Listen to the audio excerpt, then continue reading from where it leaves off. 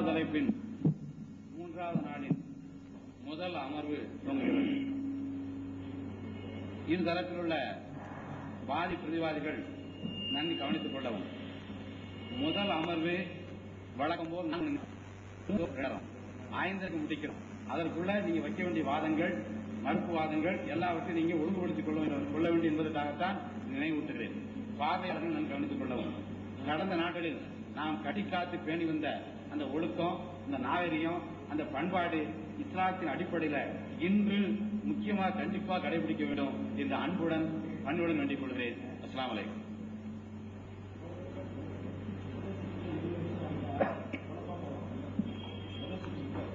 நாங்கள் பார்த்துக்கிறோம். நாங்கள் 2 பார்த்துக்கிறோம்.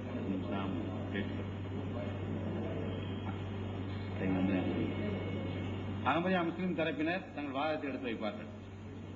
أشهد أن لا إله إلا الله وحده لا شريك له وأشهد أن محمدا عبده ورسوله أما بعد فأعوذ بالله من الشيطان الرجيم بسم الله الرحمن الرحيم الحمد لله رب العالمين الرحمن الرحيم مالك يوم الدين إياك نعبد وإياك نستعين إياك نعبد وإياك نستعين اهدنا الصراط المستقيم صراط الذين أنعمت عليهم غير المغضوب عليهم ولا الضالين.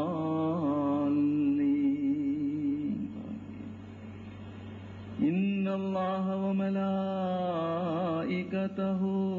يصلون على النبي يا أيها الذين آمنوا صلوا عليه وسلموا تسليما.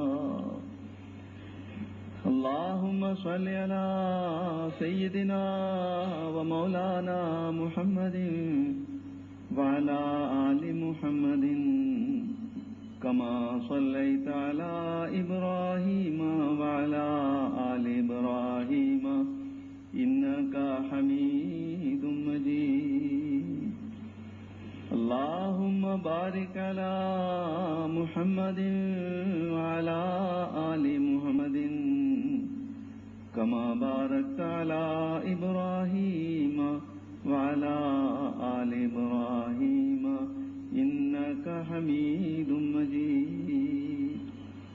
اللهم صل على سيدنا ومولانا محمد وعلى آل محمد كما صليت على إبراهيم وعلى آل إبراهيم إنك حميد مجيد.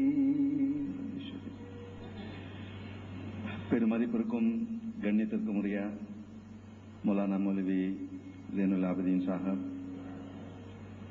அவர்களுடன் சார்ந்து அமர்ந்திருக்கும் மதிப்பிற்குரிய மௌலவிமார்களே, அன்புமிக்க பார்வைகளையாக அமர்ந்திருக்கும் சார்களே, அஸ்ஸலாமு அலைக்கும் வரஹ்மத்துல்லாஹி வபரகாத்துஹு. நமது இந்த விவாதத்தின் கடைசி நாளாக இருக்கின்றது. என்றென்றும் நமது நினைவில் நிற்கக்கூடும் ஒரு நல்ல நாளாக இருக்கின்றது. ஏ ரோஸ் கர் முபாரக் சுபஹான மையரானி. இந்த நாளை என்றென்றும் அருள்குடிய நாளாக ஆக்குவாயாக என்ற அல்லாஹ்விடம் முதலில் நான் வேண்டுகின்றேன். எந்த அளவில் அன்புடனும் நேசத்துடனும் கண்ணியத்துடனும் சாந்தியும் சமாதானமும் கைப்பற்றியும் பேணி காத்தோம். கடந்த 8 நாட்கள் நாம் மிகவும் அன்புணர்ச்சியுடன் இந்த விவாதத்தில் ஈடுபட்டிருந்தோமோ அதே போன்று அதை எந்த விதமான அதில் குறைபாடும் இல்லாமல் இந்த கடைசி நாளிலும் பேணி காக்க வேண்டும் என்று நான் எல்லா சகோதரர்களுடன் அன்புடனும் நேசத்துடனும் வேண்டுகின்றேன்.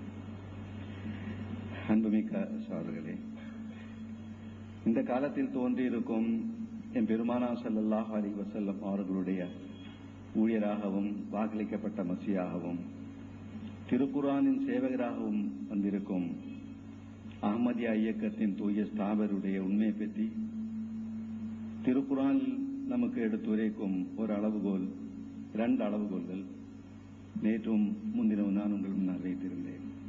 ஒன்று, ஃபக்கத் லபிஸ்து ஃபீக்கும் உம்ரன் மின் கப்லி அஃபலா தஅகிலூன்.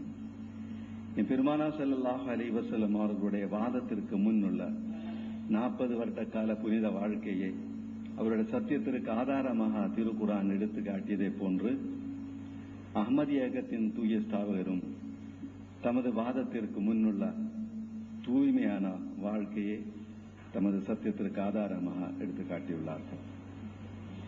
ரசூல் கரீம் ஸல்லல்லாஹு அலைஹி வஸல்லம் அவர்கள் தாம் இறைவன் புறமிருந்து அனுப்பப்பட்டவர் என்று வாதித்த பொழுது முதலாவதாக ஹஜ்ரத் ஹதீஜா ரலியல்லாஹு அன்ஹா ஈமான் கொண்டதாக ஹதீசுகள் வரலாறுகள் எடுத்துரைக்கின்றன.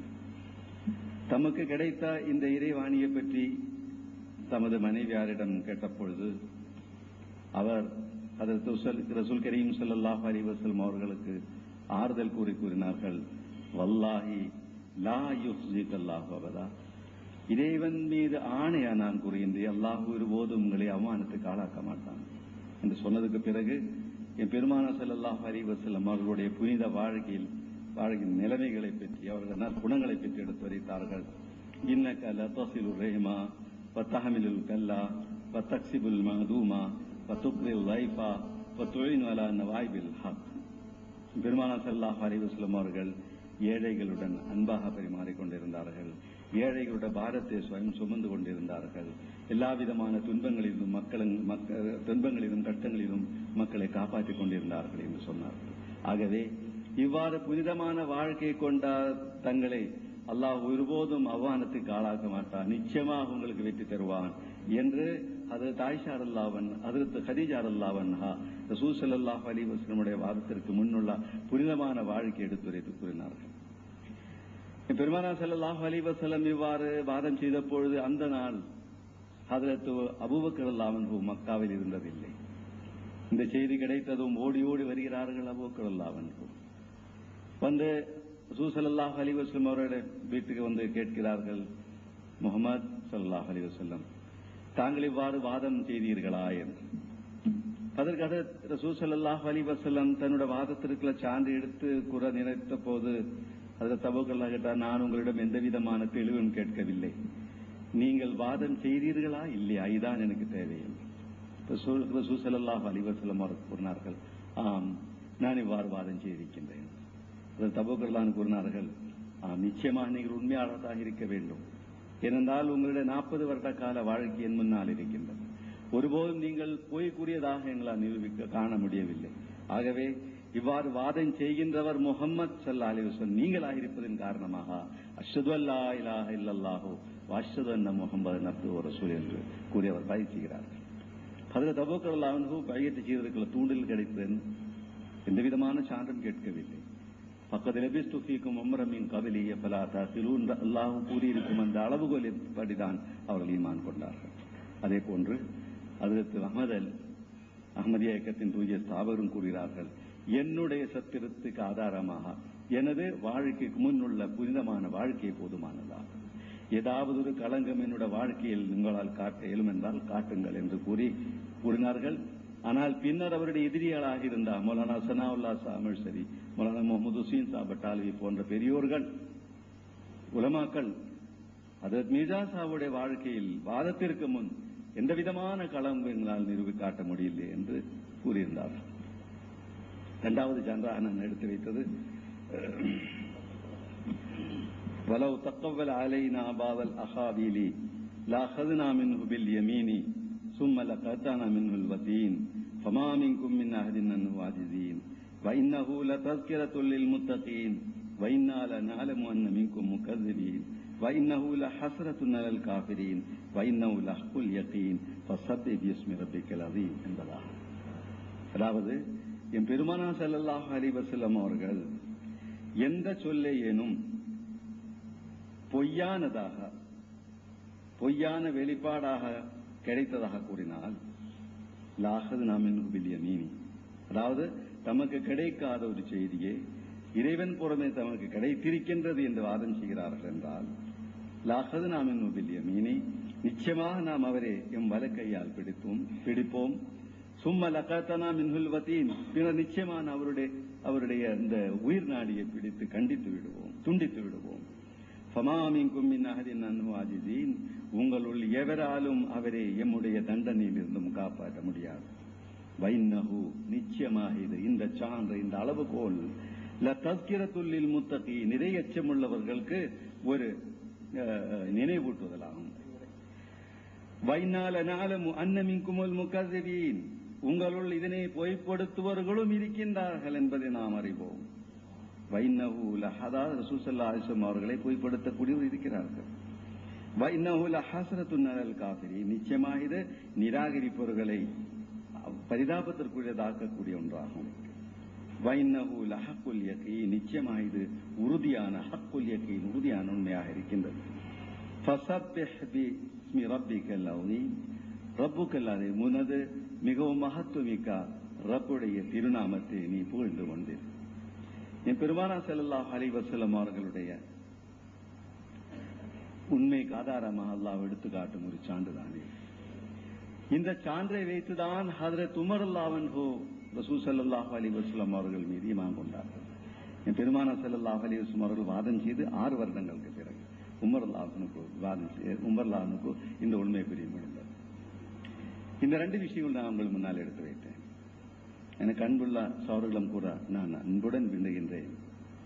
அஹ்மதியா இயக்கத்தின் தூய் சாவல் கூறுகிறார்கள், साफ दिल को कसरत एजाज की हाजत नहीं, एक निशान काफी है अगर दिल में हो खौफ किरदार. தூயமுள்ள உள்ளவர்களுக்கு ஏராளமான சான்றுகளும் அடையாளங்களும் அளவுகளும் எடுத்துரைக்க வேண்டும் தேவையில்லை.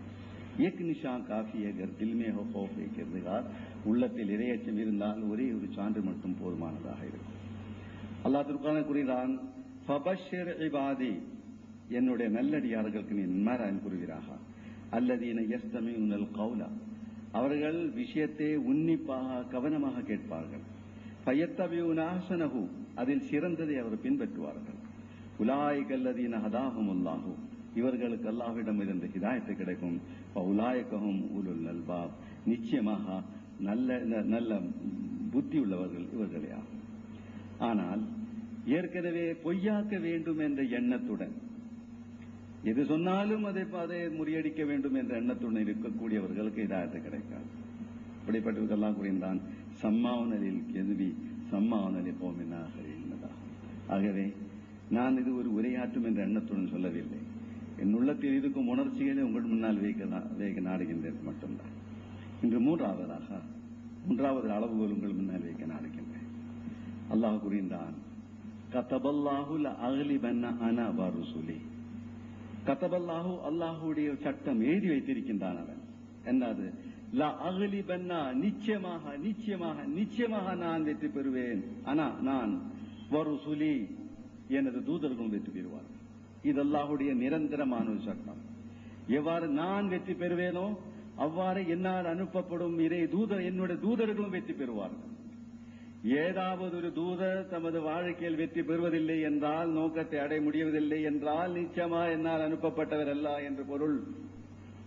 அடுத்து அல்லாஹ் கூறினான், இன்னால நன்சுரு ருசுலனா வல்லதீன ஆமனூ ஃபில் ஹயாத்தித் துன்யா வ யௌம யகூமுல் அஷ்ஹாத். நிச்சயமாக நிச்சயமாக இன்னா என்று கூறுகிறான். நிச்சயமாக லனன்சுரு, நாம் உதவி கொடுப்போம், ருசுலனா, நமது தூதர்களுக்கு. இன்னால நன்சுரு ருசுலனா வல்லதீன ஆமனூ, அவர் மீது ஈமான் கொண்டவர்களுக்கும். தூதர் மட்டுமல்ல, அவர் மீது ஈமான் கொண்டிருக்கும் அவருடைய ஜமாத் இருக்கும். நிச்சயமா நாம் உதவி அளிப்போம். எங்கே உதவி அளிப்போம்? ஃபில் ஹயாத்தித் துன்யா, இவ்வுலகிலும். வ யௌம யகூமுல் அஷ்ஹாத், மறுமையிலும் உதவி அளிப்போம் என்று. மற்ற அல்லாஹ் வக்கான ஹக்கன் அலைனா நஸ்ருல் மூமினீன், மூமினீங்களுக்கு உதவி அளிக்க வேண்டும், பொறுப்பென்னுடையது என்று அல்லாஹ் கூறுகின்றான். ஐன்ன ஹிஸ்பல்லாஹி ஹுமுல் காலிபூன், அல்லாஹுடைய ஜமாத்து, இறைவனால் அமைக்கப்பட்டிருக்கும் ஒரு ஜமாத்து, இறை தூதரால் அமைக்கப்பட்டிருக்கும் ஒரு ஜமாத்து நிச்சயமாக வெற்றி அடைந்து கொண்டே இருக்கும்.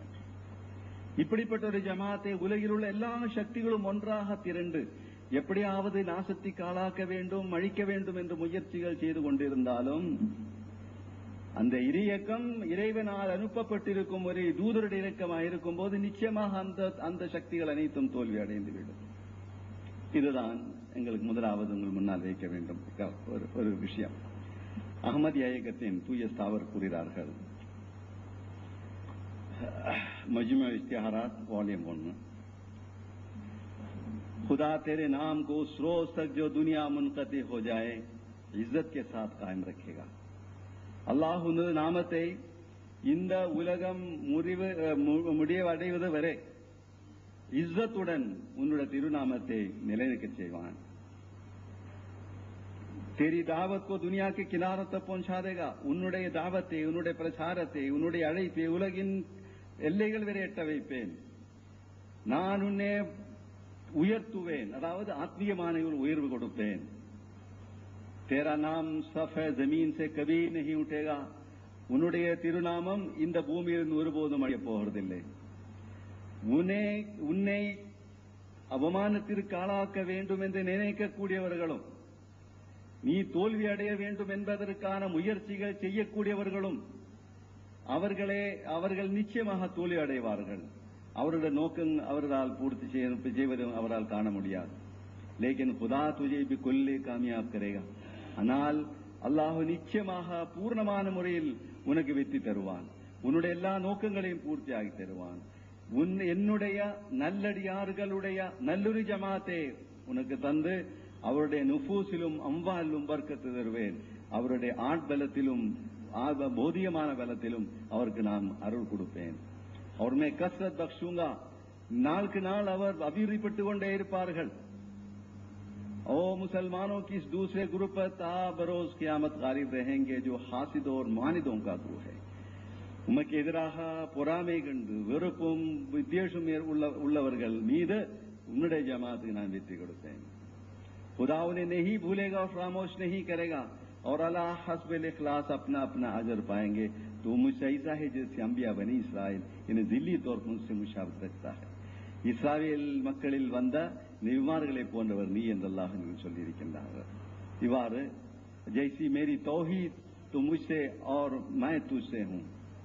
तू मुझसे ऐसा ही है जैसे मेरी तौहीद, तू मुझसे और मैं तुझसे हूं. और वो वक्त आता है बल्कि करीब है कि खुदा बादशाहों और अमीरों के दिल में तेरी मोहब्बत डालेगा, यहां तक कि वो तेरे कपड़ों से बरकत ढूंढेंगे.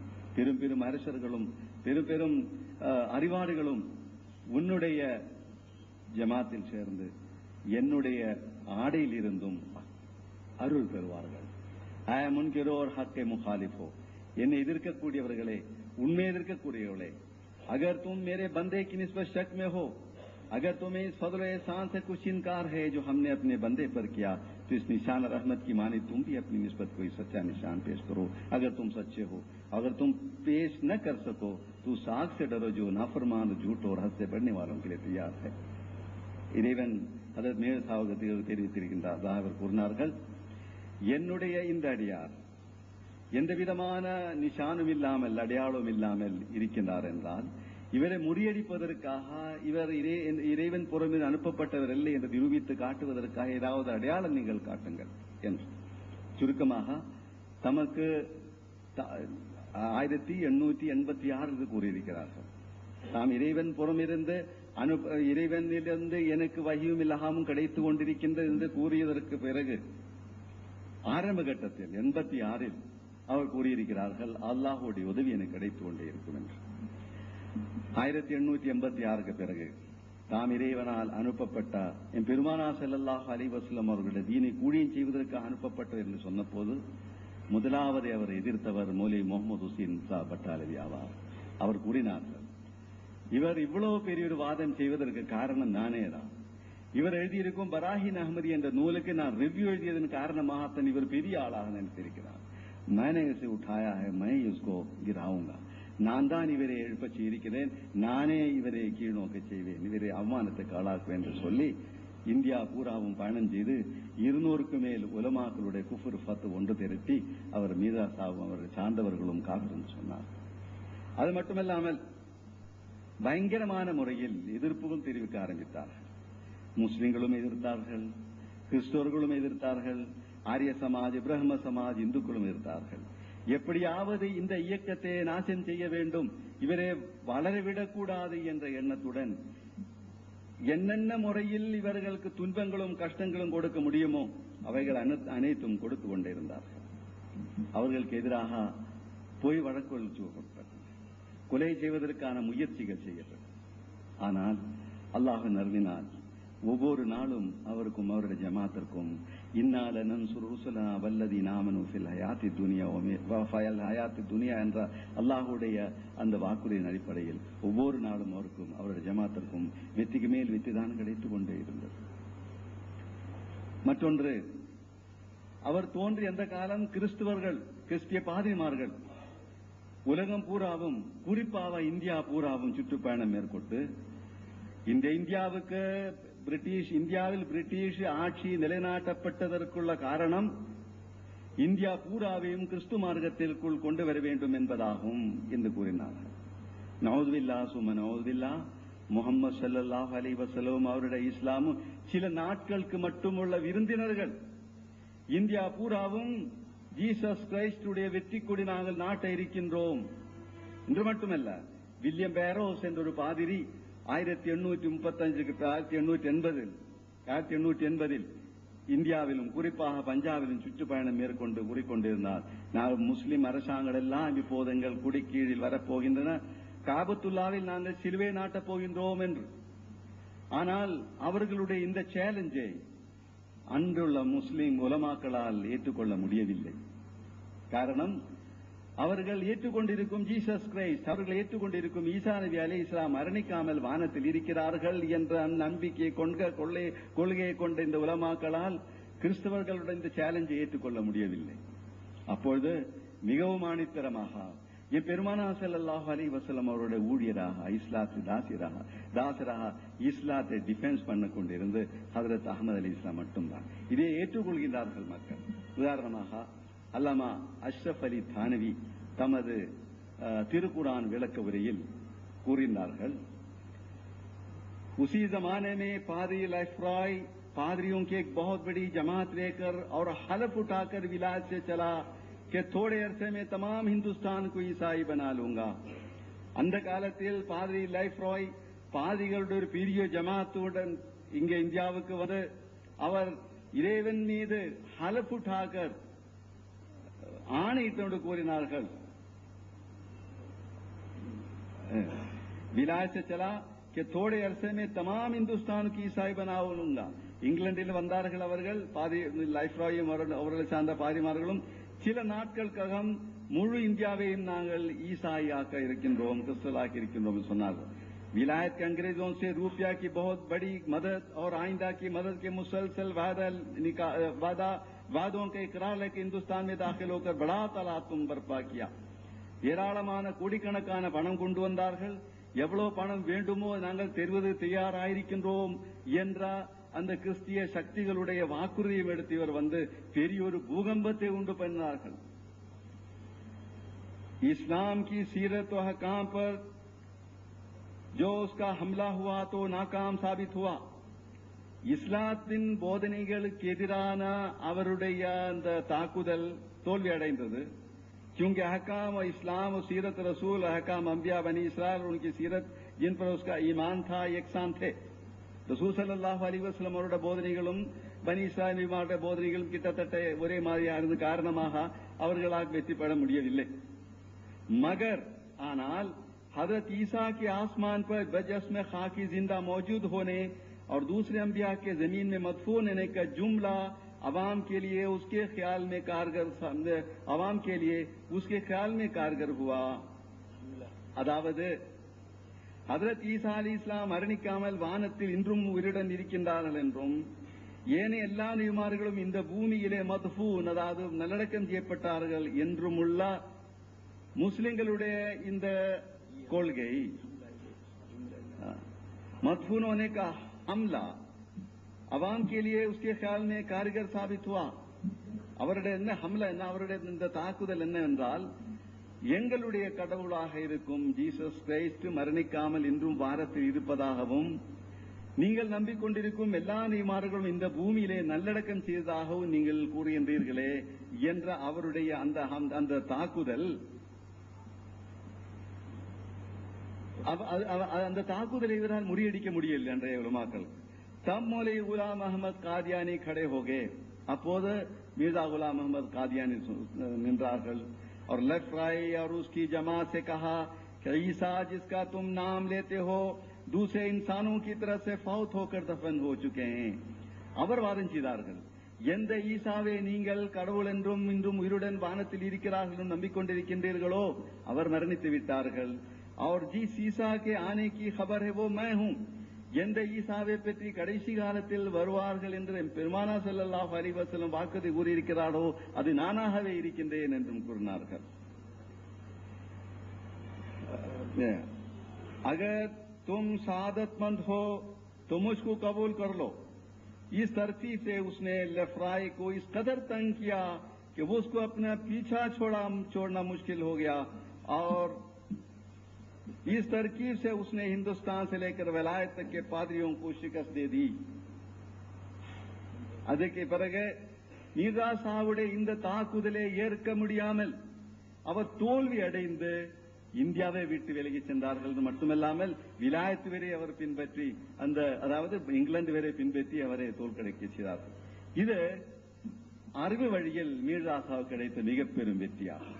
அல்லாஹ் திருக்குர்ஆன் கூறுகின்றான், லியஹ்லக மன் ஹலகன் பையினத்தின் வயஹ்யா மன் ஹய்யன் பையினத்தின். ஆதாரங்கள் மூலமாக அழிந்தவர் அழிவதற்கும் ஆதாரங்கள் மூலமாக உயிர் பெற்றவர் உயிர் பெறுவதற்கும் இருக்கும் என்று.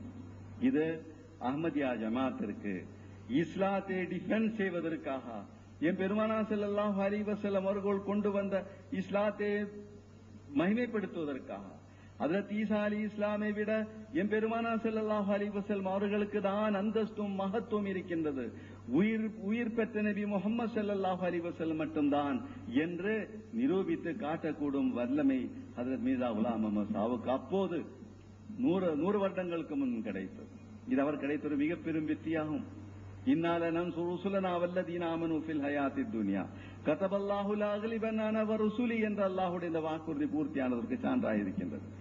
அவருடைய நோக்கம் என்னாக இருந்தது? இந்தியா பிரிட்டிஷ் ஆட்சியின் கீழ் இருக்கின்றது, ஏராளமான கோடிக்கணக்கான பணம் எங்களிடம் இருக்கின்றது, முஸ்லிம்களுடைய இந்த தவறான கொள்கையை வைத்து இந்தியா பூராவும் இஸ்லாத்தையும் முஸ்லிம்களை அழிக்க செய்வோம் என்ற எண்ணத்துடன் தான் லைஃப் இங்கே வந்தார்கள். ஆனால் நடைபெற்றதென்றா நேர் விரோதமானது. அதற்கு பிறகு எந்தெந்த அளவில் அஹ்மதியா இயக்கத்திற்கு வெற்றி கிடைத்துக் கொண்டிருந்தது, கிடைத்துக் கொண்டே இருக்கின்றது. கடந்த 104-105 வருட காலமாக அஹ்மதியத் எங்கிருந்து ஆரம்பித்து எங்கு வந்து சேர்ந்திருக்கின்றது? இஸ்லாத்திற்காக இஸ்லாத்தின் கொள்கைகளை ட்ரினிட்டியுடைய நாடுகளிலும் திரியேகத்துவ நாடுகளிலும் கிறிஸ்தவ நாடுகளிலும் நாத்திகர நாடுகளிலும் எந்த அளவில் பரவலாக பரவை செய்ய முடிந்தது அஹ்மதியா ஜமாத்திற்கு? எத்தனை மொழிகளில் திருக்குர்ஆன் மொழிபெயர்ப்பதற்கு தோஃபி கிடைத்திருக்கின்றது? எவ்வளவு ஆயிரக்கணக்கான பள்ளிவாசல்கள் உண்டாக்க முடிந்தது? இவை பற்றிலாம் இன்ஷா அல்லாஹ் நேரம் சொல்லிக் கொண்டே இருப்போம். நான் ஏது வைத்திருந்தால் இது 3வது சான்றாக இருக்கின்றது. கதபல்லாஹு லா அக்லிபன்ன அன வ ருசுலி. இறைவன் புறமிருந்து எவர் தோன்றுவாரோ நிச்சயமாக அல்லாஹ்விடம் வெற்றி கிடைக்கும். அவருக்கு மட்டுமல்ல, அவருடைய ஜமாத்தும் கிடைக்கும். அவருக்கும் அவருடைய ஜமாத்துக்கும் வெற்றி கிடைக்கவில்லை என்றால் அது அவருடைய பொய்க்கு ஒரு சான்றாக இருக்கும். ஆனால் எவ்வாறு ரசூல் கரீம் ஸல்லல்லாஹு அலைஹி வஸல்லம் அவர்களுக்கும் அவர்களை சார்ந்த ஜமாத்திற்கும் வெற்றிக்கு மேல் வெற்றி கிடைத்துக் கொண்டே இருக்கின்றதோ அவ்வாறே ரசூல் கரீம் ஸல்லல்லாஹு அலைஹி வஸல்லம் அவருடைய குலாமாக தோன்றியிருக்கும், ஒரு அடியாராக தோன்றியிருக்கும், இஸ்லாத்தின் சேவகராக தோன்றியிருக்கும், திருக்குர்ஆனை பரப்புவதற்காக தோன்றியிருக்கும் வாக்களிக்கப்பட்ட மசீஹுக்கும் என்று உலகில் அவருக்கும் அவருடைய ஜமாத்திற்கும் வெற்றிக்கு மேல் வெற்றி கிடைத்துக் கொண்டிருக்கின்றது என்றால் நிச்சயமாக அவர் உண்மையாளராக இருக்க வேண்டும் என்பது சான்றாகும். அவர்களை அழிப்பதற்கும் இந்த ஜமாத்தை ஒழித்து கட்டுவதற்காகவும் அரசாங்க துறைகளிலும் பல்வேறு போதியமான எல்லா சக்திகளையும் ஒன்று திரட்டி எப்படிப்பட்டதெல்லாம் முயற்சிகள் செய்து கொண்டிருக்கிறது. இன்றும் முஸ்லிம் என்று பல அரசாங்கம் செய்து கொண்டிருக்கின்றது என்பதை நம்மால் உணர முடியும். சுருக்கமாக இந்த 3 அளவுகோல்கள் திருக்குரான் எடுத்து காட்டும் அளவுகோல் வைத்திருக்கின்றோம். பக்கத்து லபிஸ்து ஃபீக்கும் மின் கப்லி அஃலா தஅகிலூன் வலவ் தகவ்வல அலைனா பஅல் அகாவிலில் அഖذனா மின்ஹு பில் யமீன் ثم لقطنا من الوتين كتب الله لأغلبن أنا ورسلي إنا لننصر رسلنا والذين آمنوا في الحياة الدنيا ويوم يقوم الحساب. இந்த யோம யகுமுல் அஷாத் இந்த 3 அளவுகோலின் அடிப்படையில் அது நீராசாக இறைவனால் அனுப்பப்பட்ட மெய்வாதி என்று நாம் நிரூபித்து காட்டியிருக்கின்றோம். இந்த 3 திருக்குரானின் அடிப்படையில் இல்லை இல்லை இல்லை அவர் பொய்யர், அவருடைய ஜமாத்து போய் அவர்கள் தோல்தான் கிடைத்து ஒன்றைக்கு நிரூபித்து காட்டுவதற்காக பொறுப்பு உங்களுக்கு இருக்கின்றது. வாஹுதாவான அல்ஹம்துலில்லாஹ்.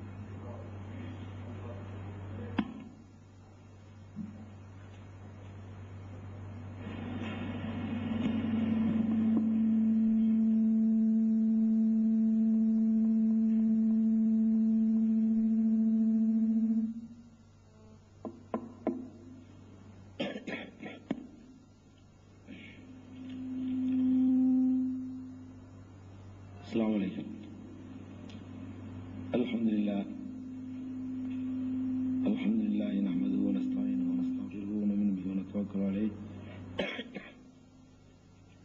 ونعوذ بالله من شرور انفسنا ومن سيئات اعمالنا من يهده الله فلا مضل له ومن يضلل فلا هادي له واشهد ان لا اله الا الله وحده لا شريك له واشهد ان محمدا عبده ورسوله اما بعد. அன்பிற்குரிய சகோதரர்களே, இந்த விவாத தொடரின் இறுதி நாளில் நாம் இருக்கிறோம். இந்த தொடரிலே மிர்சா குலாம் அஹமத்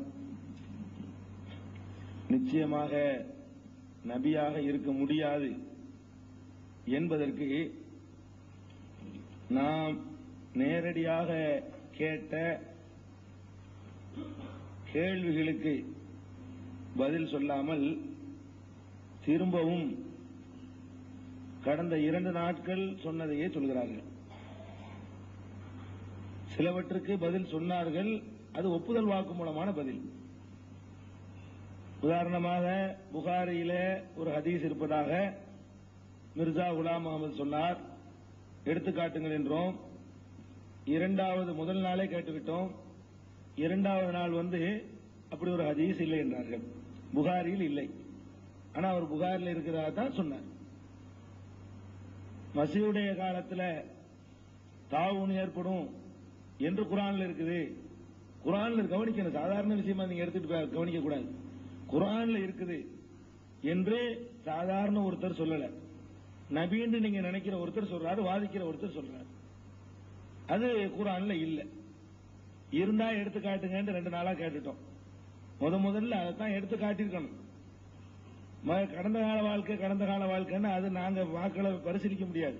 கடந்த கால வாழ்க்கை வாழ்ந்தவங்களுக்கு தான் சொல்ல முடியும் இல்லையா? இப்ப அவருடைய ரெக்கார்டுல தான் பேசிட்டு இருக்கோம். அவருடைய ரெக்கார்டு, அவருடைய இது இல்லைன்னு சொல்லுங்க. இப்ப இந்த தெளிவா தெரியுது, குர்ஆன்ல இல்லாத குர்ஆன்ல இருக்குன்றாரு. இதுக்கு பதில் சொல்லல.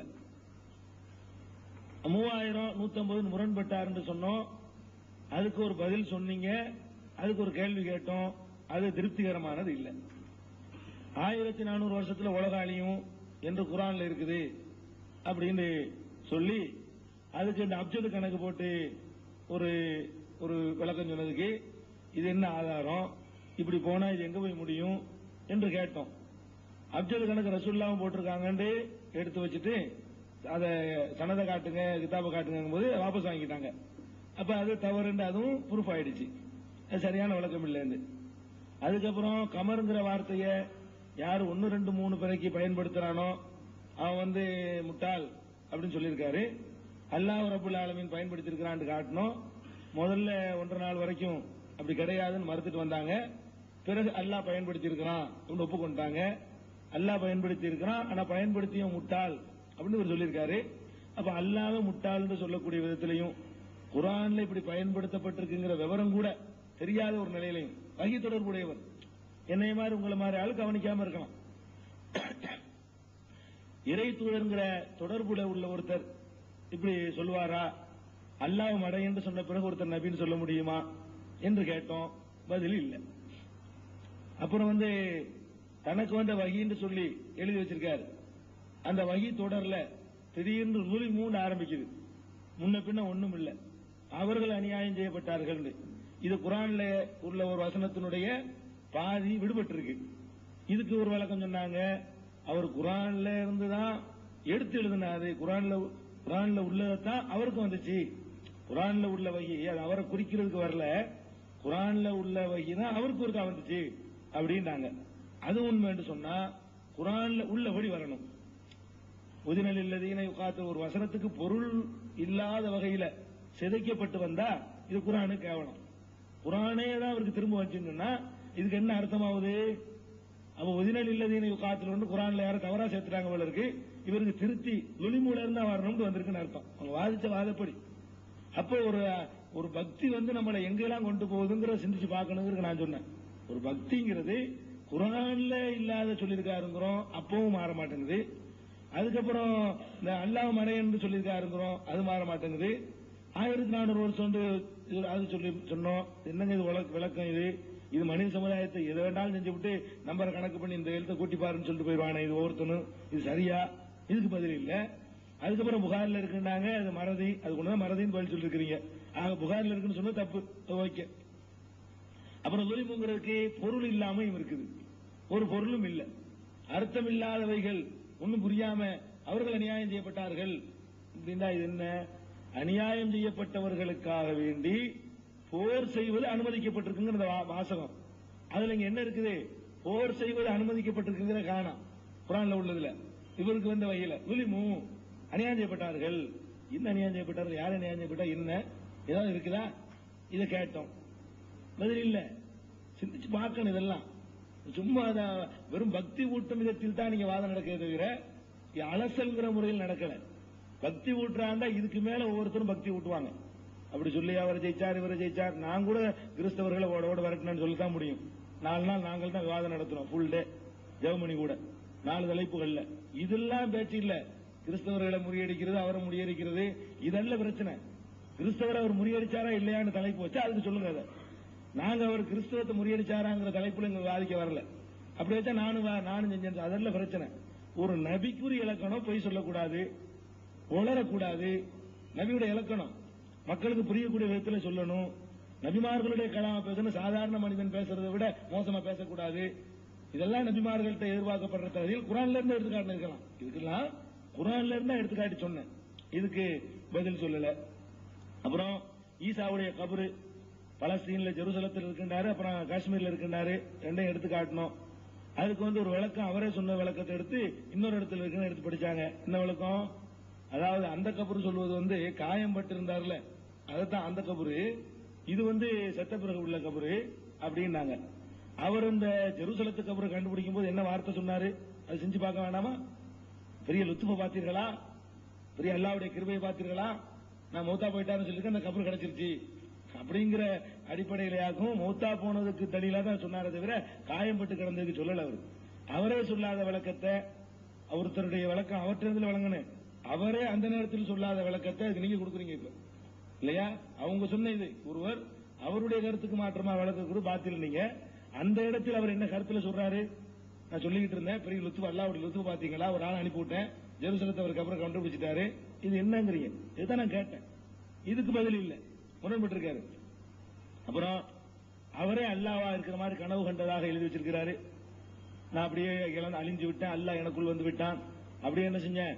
நான் அப்படி கற்பனை பண்ணி இப்படி பார்த்தேன், நான் தான் வானத்தை படைச்சவன், நான் தான் பூமியை படைச்சேன், கடைசியில் நான் தான் மனுஷனை படைச்சேன், சந்திரன் நான் தான் படைச்சேன், மசாபி வானத்தை படைச்சேன், அதை படைச்சேன், இப்படி எல்லாம் சொல்லிவிட்டு இது வந்து அத்வைத கொள்கை சொல்றேன்னு நினைக்காதேங்கிறாரு. சொல்றது அத்வைத கொள்கை, கேட்டா அது கனவு தானே, அதுக்கு பதில் நீங்க சொல்றீங்க. கனவு இப்படி நபிமார்கள் காண்பாங்களா? நபிமார்களுடைய கனவுல இஸ்லாத்துக்கு ஒரு அடிப்படையை தகர்க்கக்கூடிய கனவு வருமா? கேட்டா கிளவி கனவு, நீங்க கிளவியா உலகத்தை கனவு கண்டாங்க, அதுக்கு கனவோட காட்ட சொன்னோம். அப்படி இருந்தா கூட என்ன, கிளவியா காணுவது இஸ்லாத்தின் அடிப்படைக்கு மாத்தமா? உலகத்தை கிளவி மாதிரி காண்பது இஸ்லாத்தின் அடிப்படைக்கு மாத்தம் கிடையாது. கிளவி மாதிரி ஒண்ணும் இல்லாதுன்னு அர்த்தம் அதுக்கு இருக்குது. அல்லாவா காண்பது இஸ்லாத்துக்கு மாத்தம். நபியுடைய கனவுல கனவுக்கு அப்படியே அர்த்தம் செய்யக்கூடாதுன்னா அதுக்கு விளக்கம் என்ன? அதே மாதிரி தான் அமைஞ்சிருக்கணும். எப்படி காண்றோமோ அதுக்கு பொருத்தமா தான் தாபீரும் இருக்கணும், மாத்தமா இருக்காது. குர்ஆன்ல யூசுப் அலைஹிஸ்ஸலாம் கனவு எடுத்து பாத்தீங்கன்னா 7 செழிப்பான 7 கொழுத்த மாடுகள், 7 மெலிஞ்ச மாடுகள் 7 கொழுத்த மாடுகளை சாப்பிடும். சரி, அதான் சூர யூசுப்ல இதுக்கு என்ன அர்த்தம் செய்யணும்? 7 வறண்ட வருஷம் 7 செழிப்பான வருஷத்தினுடைய இது சாப்பிட்டுரும். அதே அதுக்கு அது மாதிரி தான் தாபீர் வருது அல்லாஹ்வுடைய சுன்னத்துல தாபீர். அது மாதிரி 11 நட்சத்திரத்தை பார்த்தனா 11 பேர் அவருக்கு கட்டுப்பட்டு நடப்பாங்கன்னு அதுக்கு அதை ஒட்டி தான் நபிமாருடைய கனவுக்கு தாபீர் இருக்கு, மாத்தி இருக்காது. அது மாதிரி ஒருத்தன் வந்து ஜெயில இருக்கக்கூடிய 2 பேர் பார்த்த கனவு வருது. அந்த கனவுல ஒருத்தன் வந்து இன்னி ஆசிர் கம்ரா, நான் வந்து இந்த மதுபானத்தை பிழிகிறதா கனவு கண்டேன். இன்னொருத்தன் வந்து நான் வச்சிருந்த ரொட்டியை பறவை தின்னுட்டு போச்சுன்னா, பறவை ரொட்டி தின்னு ரிசுக்கு தின்னுட்டு போயிடுச்சு, உனக்கு ரிசுக்கு இல்ல, நீ செத்து போயிருவ, நீ புளிகிற மாதிரி கனவு கண்டதுனால உனக்கு திரும்பவும் வேலை கிடைக்கும் மன்னர்கிட்ட சொன்னாரு. அப்ப என்ன மாதிரி அதுக்கு தகுந்த மாதிரி தான் கனவுக்கு விளக்கமே. அந்த அடிப்படையில் நபிமாருடைய கனவுக்கு என் கனவு உங்க கனவுக்கு இல்ல. இப்ப நபிமாருடைய கனவு பிரகாரம் இவர் தானே அல்லாவா கண்டார்னா இவர் அல்லாவா? இப்படி கனவு அல்லா யாருக்காவது எந்த நபிக்காவது வந்திருக்குதா? வந்தா முகமது ஸல்லல்லாஹு வந்திருக்கணும் வருமா? அப்ப இந்த கனவு கண்டத சரி, இது தவறான கனவு, இஸ்லாத்துக்கு மாற்றமான குர்ஆன் ஹதீஸுக்கு மாத்தமா அல்லாஹ்வுடைய சிபாத்துகளுக்கு மாத்தமா கனவு வராது நபிமார்களுக்கு, அப்படி வராது. சரி, வந்தா என்ன செய்யணும்? அவுது பில்லாஹி மினஷ் ஷைத்தானிர் ரஜீம் அவர் சொல்லிட்டு அதை மறைச்சிருக்கணும். ஷைத்தான் வந்துட்டான், ஷைத்தானுடைய கனவு இது, ஹதீஸ் அப்படிதான் இருக்குது. ஒரு தவறான கனவு கண்டாங்கன்னா அவுது பில்லாஹி மினஷ் ஷைத்தானிர் ரஜீம் சொல்லிட்டு இடது பக்கம் துப்பிட்டு படுத்துக் கொள்ளணும்னு இருக்குது. அதை எழுதி வச்சு பிரபலியப்படுத்தி அந்தஸ்து தேடுவதை தவிர இதுக்கு என்ன நோக்கம்? இத்தனை கேள்விக்கும் பதில் இல்லை. கனவுன்னு மட்டும் சொல்றீங்களே தவிர கனவுண்டா இப்படி கனவா, இப்படி நபிக்கு வருமா கனவு என்ன அதான கேட்டோம். அதுக்கு நீங்க என்ன செய்யல, பதில் சொல்லல. அதுக்கப்புறம் வந்து இன்னுமா அமுருக்க இத அரத்த செய்யன் அந்த குரலவு குன்பயக்கும், அதுக்கு பதில் சொன்னீங்க இவரு அல்லாஹ் நோக்கி சொல்றதாக வைத்துக் கொள்ளணும். அதுக்கு நான் சொன்ன பின்னாடி பார்த்துலாய் மேலே பந்தேன்னு தொடர்ந்து இவரை நோக்கி அல்லாஹ் சொல்ற மாதிரி தான் வருது. அது இவரை நோக்கி அல்லாஹ் சொல்ற மாதிரி, இவர் அல்லாஹ் நோக்கி சொல்ற மாதிரி வரல. இவர் அல்லாஹ் நோக்கி சொல்ற மாதிரி அதுக்கு என்ன செஞ்சீங்க? அல்லாஹ் படைத்தான் நாம் ஒளிவித்தோன்னு மாறுதுங்கிறீங்க. அதுல அல்லாஹ் நான்கிறது அல்லாஹ் ஆள் மாறல. இதுல நீங்க என்ன செய்றீங்க?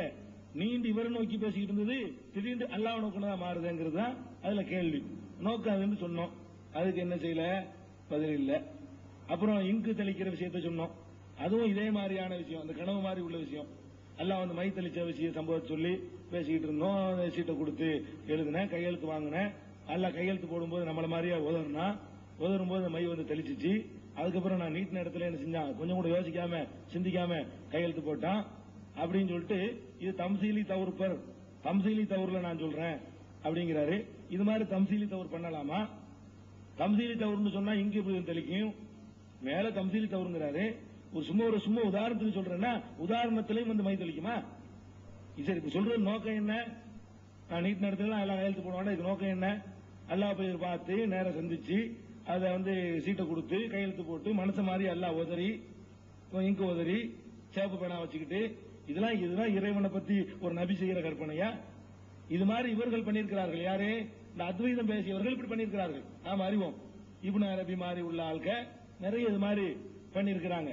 அது மாதிரி அப்துல் கரீம் ஜியலி இவங்கள்ட்ட இதுக்கு மேல இதே மாதிரி தான் அல்லாஹ் பத்தி எழுதிருக்காங்க. இந்த ஆள்கள்லாம் அப்துல் கரீம் ஜியலிங்கிறவன இந்த இன்சான காமிலாம் எடுத்து பாருங்களேன், புத்துகாத்த மக்கியா எடுத்து பாருங்களேன், இதான் இருக்கும். எப்படி அல்லாஹ் இவரா பாக்குறது, பொம்பளையா பாக்குறது, அல்லாஹ் ஆம்பளையா பாக்குறது, அல்லாஹ் ஒவ்வொரு பக்கத்துல உட்கார்ந்து இருக்கிறது, இதான் இதுல இருக்கும். இதெல்லாம் வந்து என்னது, இப்படிலாம் ஒரு நபிக்கு இருக்காது.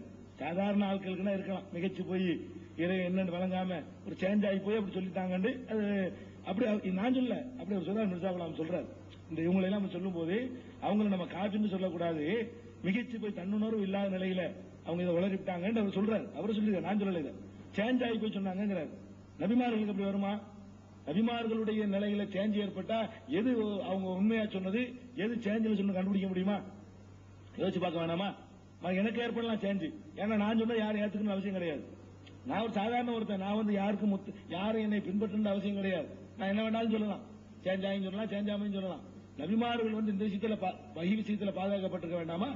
அப்ப அவங்க சொன்னதெல்லாம் மக்கள் இறைவனுடைய கூற்றுன்னு நினைக்கக்கூடிய ஒரு நிலையில இருக்கிறவங்க, அவங்களுக்கு எப்படி சேஞ்ச் வரும்? சேஞ்சில் எப்படி சொல்ல முடியும்? மாறி போய் நிலை மாறாட்டம் ஏற்பட்டுருச்சு அப்படி சொல்ல முடியாது. இது நிலை மாறாட்டமாகவும் இல்ல, எழுதும்போது நல்ல நிலையெல்லாம் எழுதுறாரு. ஏற்பட்டது கூட அப்படி இல்ல, நல்லா இருக்கிற நிலையில தான் அந்த தொடர்லாம் எழுதிட்டு இருக்காரு, நல்ல நிலையில தான் எழுதிட்டு இருக்காரு. அப்ப என்ன சொல்ல வர்றாரப்ப, அவங்களுக்கு ஏற்பட்டதாவது ஒரு காரணம் கற்பிக்கலாம். என்ன சேஞ்ச் ஆயிட்டாங்க, நல்லா சிந்திச்சு பார்க்க வேண்டிய விஷயம். அப்துல் கரீம் ஜியலி, அந்த இப்னு அரபி, இந்த ஆளுக்கு இந்த மாதிரி சொன்னதாவது ஒரு மென்டல் அப்செட் ஆயிடுச்சுன்னு சொல்லலாம். இவர் அந்த நிலையில இருந்து சொல்லல, நல்ல நிலையில இருந்து சொல்றாரு. அதை மன்னிக்கலாம், இதை மன்னிக்க முடியாது. நல்ல நிலையில இருந்து கொண்டு இப்படி சொல்றது தப்பு தானங்க. அது அதான் நான் கேட்ட கேள்வி.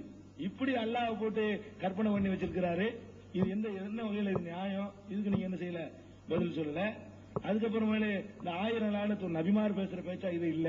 நீங்க கூட சொல்லி பாருங்க, போய் தனியா உட்கார்ந்து இப்படி ஒரு விஷயத்தை 1000 சொன்னா 33 சுப்ஹானல்லாஹ் ரசூலுல்லாஹ் சொன்னாங்களே தவிர ஒரு சுப்ஹானல்லாஹ் 2 சுப்ஹானல்லாஹ் 3 சுப்ஹானல்லாஹ் நமக்கு விளக்கல. நபிமார்கள் விளக்குறதுக்கு ஒரு முறை இருக்குது. நபிமார்கள் நம்பரை சொல்லி விளக்கி இருக்கிறாங்க. கூடுதலா ஒரு 3 தடவைக்கு இப்படி சொல்லி 3 தடவை சொல்லுவாங்க. அதுக்கு மேல எல்லாம் சொல்ல மாட்டாங்க. இவர் 1000 தடவை உட்கார்ந்து ஒரு நம்பர் போட்டு 1 2 3 4 5 ஒரு சிறு குழந்தைகள் எழுதுற மாதிரி எழுதி இப்படி செஞ்சிருக்குத. அது அல்லாஹ்வுடைய திருநாமமா இருந்தா கூட இந்த இது மாதிரி எடுத்துக்கலாம். பரக்கத்துக்கு எழுதினாங்க என்னத்து சாபம், ஒரு சாபம் 2 சாபம் 3 சாபம். இது 1000 தடவை சொல்லணும்னு வளர்க்கறது எப்படி வளர்க்கணும்? 1000 லானத்து அவருக்கு இருக்கட்டும். என்னத்தை வளர்க்கறான்னு விஷயம் வேற, அது அந்த டாபிக் நான் போகல. 1000 லானத்து ஒரு விஷயத்துக்கு இருக்குன்னா 1000 லானத்து அவனுக்கு இருக்குன்னு தான் சொல்லணும். இது விளக்குற முறை நபி விளக்குற முறையா, அட நீங்க எல்லாம் விளக்குற முறையாது இல்ல. சிறு குழந்தைகள் தான் இப்படி வளர்க்கும். சிறு குழந்தைகள் சிரிச்சு பார்க்கணும்னு சொன்னேன். அதான் இது மாதிரி உள்ளது நீங்க என்ன செய்யல, பதில் வரல. அது மாதிரி இங்கிலீஷ் வகையை பத்தி சொன்னேன். எந்த நபிக்கும் அவரவர் பாஷையெல்லாம் வகி வரும், வேற பாஷையில வராது. வந்திருந்தா கேள்வி கேட்டிருப்பாங்க, என்னடா இவர் அரபியா இருக்காரு வகி அஜமியா இருக்குன்னு கேட்டிருப்பாங்க. எல்லாம் சொல்றாங்க குர்ஆன்ல. இவர் அரபி பேசுறாரு, இவருக்கு வர்ற வகி அஜமியா வேற பாஷையா இருக்குது, இவரெல்லாம் ஒரு நபியா கேட்டிருப்பாங்க. அதனால ஆக்கள் நல்லா சொல்றாங்க, ஏத்துக்கிறான். அப்ப ஒவ்வொரு நபிக்கும் அவரவர் பாஷையில தான் என்ன செய்வோம், வகி அனுப்புவோங்கிறான். வகி யாருக்கு வருது அவருக்கு புரியல, அவருக்கு புரியல வகி. இன்னொரு நாள்கிட்ட கேட்டு தெரிஞ்சுக்கிறாரு, எனக்கு இங்கிலீஷ் தெரியாது வர சொல்றாரு, வாக்குமூலம் வர தர்றாரு. இங்கிலீஷ் தெரிஞ்சிருக்கும்னு நீங்க அதுக்கு பதில் சொல்ல முடியாது. அவரே எனக்கு ஆங்கிலம் தெரியாது, தெரியாம இருக்கும் போது வந்துச்சுன்னு அல்லாஹ் தெரியாத பாஷையில வகி இருக்குவானா? சுன்னத்துள்ள அந்த இடத்துல என்ன ஆயிடுச்சு, இதை கேட்டோம். இதுக்கு என்ன செய்யல, நீங்க பதில் சொல்லல. அதுக்கப்புறம் மிர்சா அவரே பிரசவித்ததாக, அவரே தாயாகி மரியமாகி அவரே பிள்ளையாவும் ஈசாவும் ஆனதாக எழுதி வச்சிருக்காரு. ஈசப்னு மரியம்ங்கிறத மெய்ப்படுத்துறதுக்காக வேண்டி ஈசா அலைஹிஸ்ஸலாம் அவர்களுக்கு அல்லாஹ் நாம் அறியாத விதத்தில் உணவு கொடுப்பான் அப்படின்லாம் கேட்கும்போது மூக்கு வளராதா, கண்ணு முடி வளராதா, நகம் வளராதா, இது சாத்தியமானலாம் கேட்டீங்க. ஒரு ஆம்பளை பொம்பளையா மாதிரி கற்பனை ஆகுறதுங்கிறது மட்டும் அறிவுக்கு உங்களுக்கு ஏற்றதா தெரியுது. அது என்னமோ அதுக்கு ஒரு வகம் டக்குன்னு நினைஞ்சிருவாரு, அது ஒரு உருவக அமைப்புலங்கிறாரு. என்ன உருவக அமைப்புல? மரியமுடைய மகன் தான் மரியமுக்கு பிறந்தா மரியமுடைய மகன். இவர் கொஞ்ச நாள் மரியமா இருந்தாரா, அப்புறமேல நினைஞ்சிட்டாரா. இது என்ன, இது ஆம்பளை பொம்பளை ஆக முடியுமா? இப்படி ரசூல் ஸல்லல்லாஹு அலைஹி வஸல்லம் யாராவது ஒரு பொம்பளை ஆயிருக்கிறாங்களா? எந்த நபியாவது அல்லாஹ் பொம்பளை நிலைமைக்கு கொண்டு போயிருக்கிறானா? அல்லாஹ் சொல்றான் இல்லா ரிஜால் என்று சொல்லி, நபி ஆம்பளையாவது நபியா இருக்கணும்னு சொல்லி, இவர் 2 வருஷத்துக்கு திடீர்னு பொம்பளையா மாறி போயிட்டாரு. அப்படி இருக்கும்போதே நுபுவத்து பறிக்கப்பட்டு போயிடும். சொல்றேன் இதுக்கு விளங்குறதுக்கு இதெல்லாம் சொல்றேன். அப்போ ஒரு கற்பனைக்கு இது என்னங்க, இது எந்த விதம் கொண்டு சேர்க்கிறீங்க? ஒரு நபியுடைய கற்பனை இது உங்களுக்கு தெரியுதா? ஒரு நபின்னு சொன்னவர் இந்த மாதிரியான கற்பனைகள் பண்ணுவார் நீங்க உண்மையில் நம்புறீங்களா?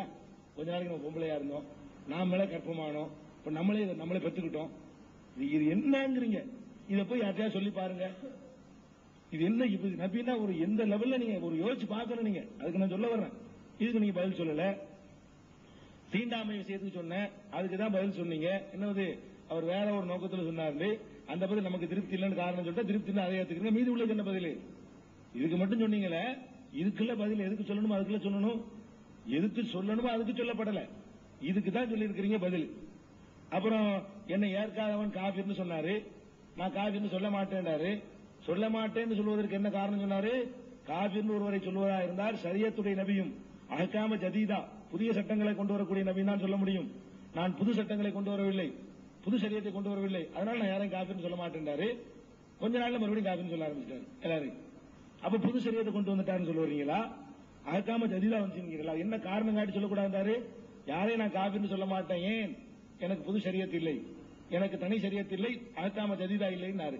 அப்படி இருக்கிறவர் தான் தகுதின்னு அவர் ஒத்துக்கிறார். அப்படி சொன்ன ஒருத்தர் இன்னொருத்தர் நபரை பிடிச்சு காபிர்ங்கிறாரு. அப்ப இதுக்கு என்ன அர்த்தம்? இந்த புது சரியத்து வந்துருச்சுன்னு அர்த்தம். 2ல 1 பொய்யா இருக்கணும். அதாவது இவர் புது சரியத்து கொண்டு வந்தவர் தான், புது சரியத்து கொண்டு வந்தவர் தான் காபிர்னு சொல்லணும். ஆரம்பத்தில் சொன்னது நல்லா கவனிக்கணும். முதல் சொன்னது புது சரியத்தை யார் கொண்டு வர்றாரு அவர் தான் காபிர்னு சொல்ல முடியும். ரெண்டாவது சொல்றாரு ஒரு ஆளை காஃபிர் உண்டு. அப்ப புது சரியத்து கொண்டு வந்துட்டாதான் இதுக்கு அர்த்தம். அல்லது என்ன அர்த்தம்? போய் சொல்லுகிறேன்னு அர்த்தம். எதை வேணாலும் நான் சொல்லுவேன் அர்த்தம். இதுதான் ஒரு நபியுடைய உரைச்சி பார்க்க வேணாமா? நீங்க ஒரு நபிக்குரிய தகுதியா இதெல்லாம் சிந்திச்சு பார்க்க வேணாமா? அதுக்கப்புறம் உன் பெயர் முழுமையானது என்று சொன்னதுக்கு ஒரு விளக்கம் சொன்னாங்க. என்னுடைய பெயர் முழுமையடையாது, அல்லாஹ் இவரை பார்த்து சொல்ற மாதிரி உன் பெயர் தான் முழுமையடையும் அப்படின்னு சொன்னதுக்கு மட்டும் ஒரு விளக்கம் கொடுத்தாங்க. அந்த விளக்கம் ஏற்கத்தக்கது இல்லைன்னு நான் சொல்லிட்டேன். அதுதான் விளக்கம்னு கொடுத்திருக்காங்க. விளக்கம் அவங்க கொடுத்தது மூசா உயிரோட சொன்னதுக்கு இன்னொரு இடத்துல சொன்னாரு ஒரு விளக்கம் கொடுத்தாங்க. அதுக்கு முரண்படுதுன்னு அதுல அடிபட்டு போயிடுச்சு. புகாரி இல்லன்னு ஒத்துக்கிட்டாங்க, கால்ராவுக்கு எடுத்து காட்டல. 3150 விளக்கம் கொடுத்தாங்க, அதுக்கு பதில் சொல்லி இருக்கிறோம். 1400 இடத்துக்கு ஒண்ணுமே சொல்லல. ஏன்னா சொல்ல துவங்கினாங்க, எடுத்து காட்ட சொன்னா நிறுத்திக்கிட்டாங்க. கமருங்கிற வார்த்தைக்கு ஒப்புக்கொண்டே விட்டாங்க. அதாவது அவரு கமருங்கிற பயன்படுத்தலாம். அப்ப அல்லாஹ் முட்டாளுங்கிறது சேர்த்து ஒப்புக்கொண்டாது அதுக்கு அர்த்தம். சொல்ல வர்றேன், துலிமுங்கிறதுக்கு அர்த்தம் இல்லைன்னு சொன்னேன், பதில் இல்ல. ஈசாவுடைய கபர் விஷயமா சொன்னோம், அதுக்கு ஒரு பதில் சொன்னாங்க, அந்த பதில் சரியில்லைன்னு சொல்லி தெளிவா விலகிவிட்டோம். அப்புறம் நானே அல்லாங்கிற கனவு அல்லாவா காட்டுறது, இன்னமா அமுறுக்க மைதளிக்கிறது, 1000 லானத்து, இங்கிலீஷ் வகி, மிர்சாவுடைய அந்த பிரசவித்த கதை, அவர் அதாவது ஒரு இந்த மாதிரியான முறையில, இந்த முறை ஒரு ஆத்மீகமான முறையில பிரசவித்த அந்த சம்பவம், தீண்டாம இந்த காபிரு, இந்த மாதிரி இவ்வளவு கேள்விகளை நாங்க இணைஞ்சிருக்கிறோம், அடுக்கடுக்கா கேட்டிருக்கிறோம். இதுகளுக்கு பதில் சொல்றதுதான் முக்கியமே தவிர, ஒரு மனிதர்கிட்ட 90 நல்ல அம்சம் இருக்குன்னு வைங்க, 10 தப்பு இருந்தா நபியா இருக்க முடியாது. நல்லா வழங்கணும். 90% நல்ல அம்சம் இருக்குது, 90% ஒரு நல்ல அடியார்னு சொல்லலாம், நபின்னு சொல்ல முடியாது. 10% அடிபட்டு போனாலும் என்னவாயிரு, நுபுவத்து ரேங்களை கொண்டு வைக்க முடியாது. இப்ப இன்னொரு விஷயம், அப்ப ஒரு நல்ல மனிதர் தான் ஏத்துக்குவீங்களா நீங்க என்கிட்ட கேட்கலாம். நல்ல மனிதர் தான் ஏத்துக்க முடியாது. காரணம் என்ன? நபின்னு சொல்லிவிட்டாரு. அவர் இதோட நபின்னு சொல்லாம இருந்தா அவர் 90% நல்லவர் அந்த அளவுக்காக நீங்க நிரூபிக்கலாம். நுபுவத்தை நிலைநாட்டுறதுக்கு இதெல்லாம் அளவுகள் இல்லைங்கிறீங்களா? நான் சொன்னதுலாம் இப்படிலாம் சொல்லலாங்கிறீங்களா? அல்லாஹ் மறையன்னு சொல்லலாங்கிறீங்களா? நபி ஆன பிறகு கடந்த வாழ்க்கை பரிசுத்தமா இருக்குது, அல்லாவே மறையன்றது கூட சொல்லிக்கலாமா? கடந்த கால வாழ்க்கை பரிசுத்தமா இருக்குது, குரான்ல இல்லாத குரான்ல இருக்குன்னு சொல்லலாமா? அதுக்காக வேண்டி இதுதான் நம்முடைய கேள்வி. மிக தெளிவாக சரி. அதுக்கப்புறம் இன்னொரு விஷயம், மற்ற 2 தலைப்புகள்லையும் கடைசியில சொன்னோம், 4 சிட்டிங் தான் கொடுத்தோம்னாங்க. இதுக்கு ஸ்டார்டிங்ல சொல்லியிருக்கிறோம், இதுக்கு பதில் சொல்வதற்கு எந்த அளவுக்கு அவகாசம் தரணுமோ அவ்வளவு அவகாசம் இருந்துச்சு. கடைசியில் சொல்லிட்டு போயிட்டீங்க. இப்ப இந்த கடைசி சிட்டிங் எது வருதோ அதுல அவரை பத்தி நான் உண்மை சொல்ல மாட்டேன், தொகுத்து வேணா சொல்லுவேன், தவிர புதுசா சொல்ல மாட்டேன். அந்த அளவுக்கு உங்களுக்கு என்ன செய்ய போறேன், பயன் தந்து தான் சொல்லிட்டு இருக்கேன். எல்லாத்தையுமே இவ்வளவு அவகாசம் தான் சொல்லிட்டு இருக்கேன். அடுத்து வாங்க, அடுத்து என்ன செஞ்சீங்க? அவமானத்திற்கு ஆளாக்க மாட்டான்டீங்க. அவமானத்துக்கு ஆளாதான் ஆக்க மாட்டான்.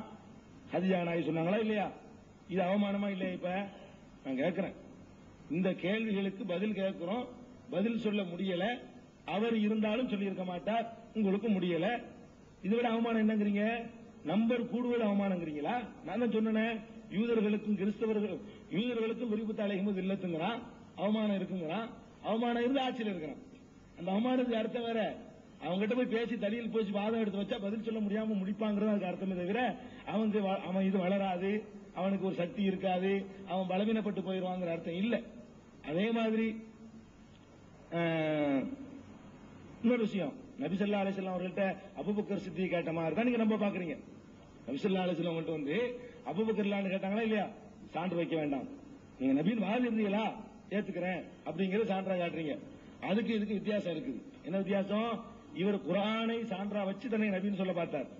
அபூபக்கர் முஹம்மது ஸல்லல்லாஹு அலைஹி வஸல்லம் அபூபக்கரை ஏத்துக்கொண்டிருந்த இன்னொரு குர்ஆனை வச்சுக்கிட்டு என்ன செய்யல, வாதிடல. அது வேற வாதம். இவர் எதை வச்சு சொல்றாரு? நான் தனி நபி இல்லை, தனி ஷரீஅத் கொண்டு வரவில்லை, முன்னறிவிப்பு செய்யப்பட்ட பிரகாரமே வந்திருக்கிறேன். இவருக்கு அவருக்கு வித்தியாசம் இருக்குது. அதனால இவர் முன்னறிவிப்பு செஞ்ச உண்மைதானா, அதெல்லாம் கரெக்ட் தானான்னு பரிசீலிக்க வேண்டியிருக்கு. நீங்க அதனோட என்ன செய்யக்கூடாது, ஒப்பிடக்கூடாது. அது மாதிரி உலகத்த கவலைக்கு நான் பதில் சொல்லிட்டேன், இன்னொரு ஆயத்தை எடுத்து சொல்லி பதில் சொன்னேன். சில சொற்களை இட்டு கட்டுறவனுக்கு தான் அந்த நிலைமை. நபியா இருந்து கொண்டுதான் சில சொற்களை இட்டு கட்ட முடியும்.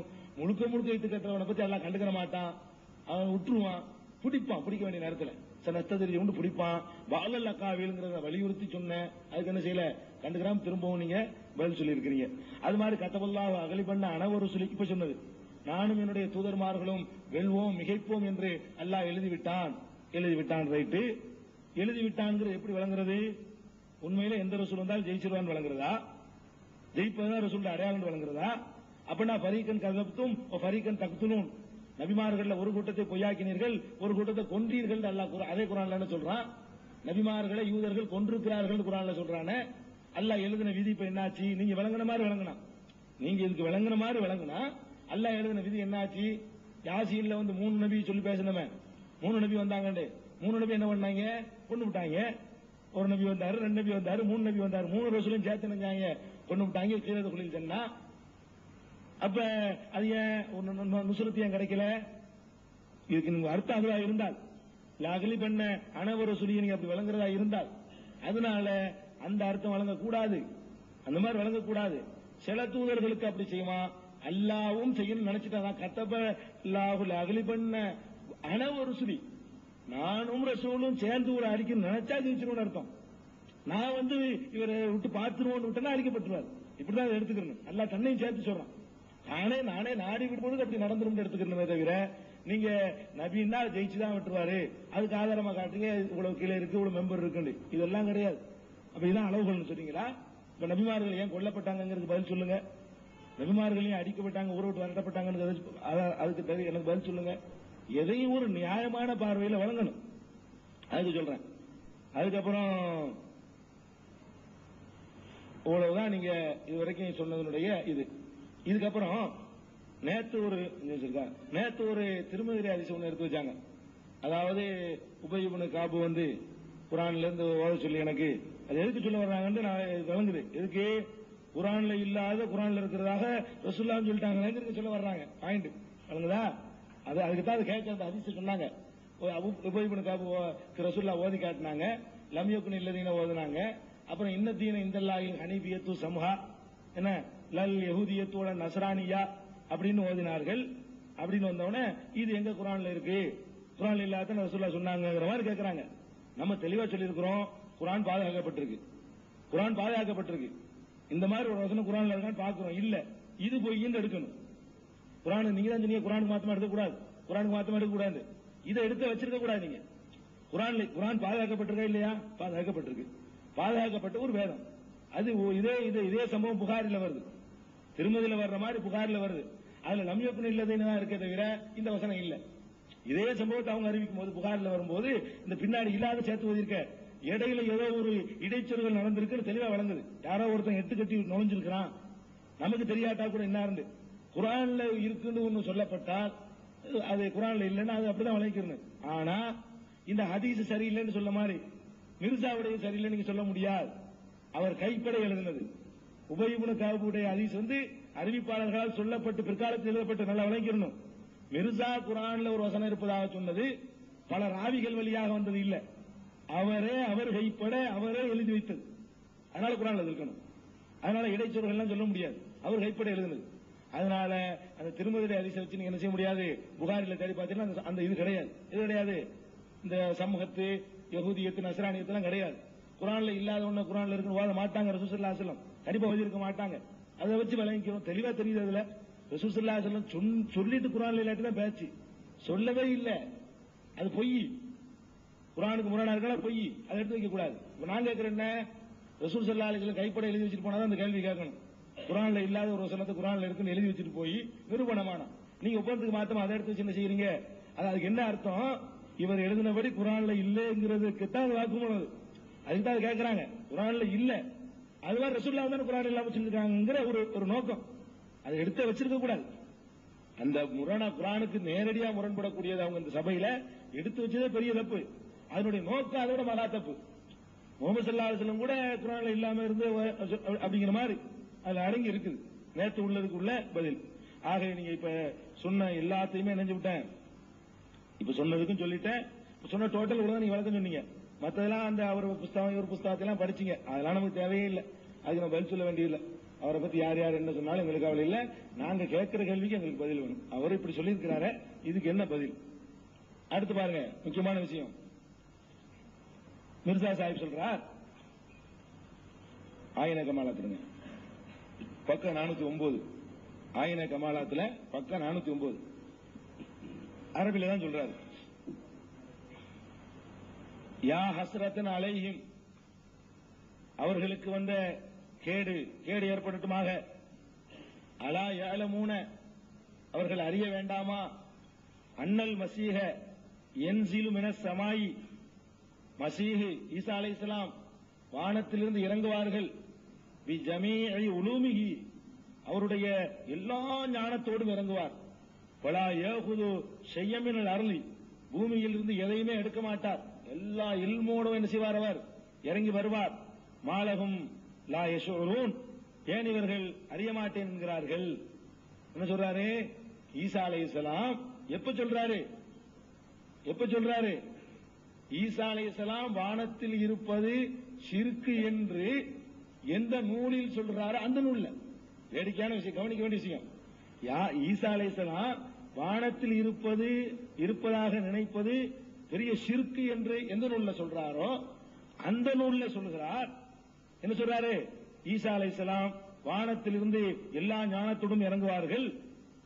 பூமியிலிருந்து நல்லா கவனிக்கணும், வானத்திலிருந்து எல்லா ஞானத்துடன் இறங்குவார்கள், பூமியில் ஒன்றையும் பெறமாட்டார்கள்.